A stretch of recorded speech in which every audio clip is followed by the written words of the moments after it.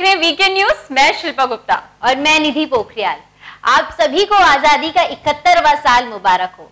सन 1857 से शुरू हुई क्रांति 15 अगस्त 1947 को खत्म हुई, लेकिन ये इतना आसान नहीं था।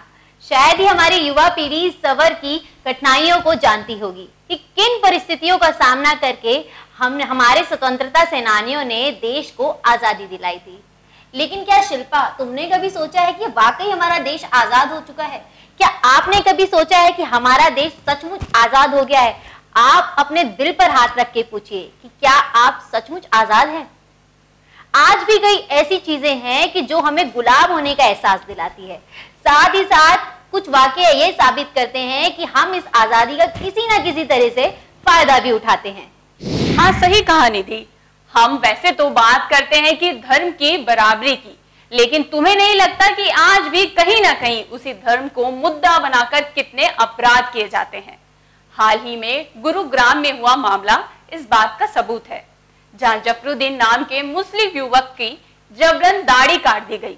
कारण था बस एक छोटी सी नोकझोंक, जिसके चलते आरोपियों ने जफरुद्दीन की धार्मिक भावना को आहत किया और गुस्से में उसकी दाढ़ी ही काट दी।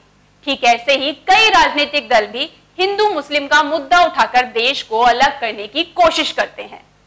ऐसे तो हमें बोलने का भी अधिकार दिया गया है, लेकिन देश में ऐसे कई लोग हैं जो इसका फायदा भी उठाते दिखते हैं। भारत में रहकर भी भारत तेरे टुकड़े होंगे का नारा लगाते हैं। ये देशद्रोही के नारे और कहीं नहीं, हमारे ही देश के नामी विश्वविद्यालय JNU में लगे थे।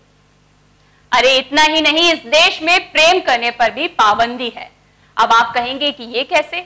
अरे क्यों, आपने वैलेंटाइन डे पर साहसी और देशभक्त बजरंग दल और शिवसेना को देश के लिए लड़ते हुए नहीं देखा?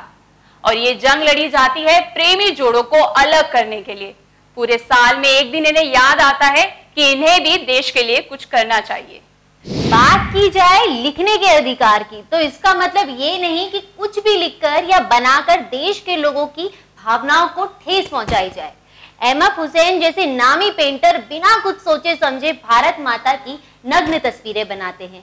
ये आजादी के बेजा अधिकार का सटीक उदाहरण है। अगर हम आजादी की बात करें तो आजादी गरीबों को गरीबी से मिलनी चाहिए, अशिक्षित लोगों को अशिक्षा से मिलनी चाहिए, वहीं बेरोजगारों को बेरोजगारी से मिलनी चाहिए।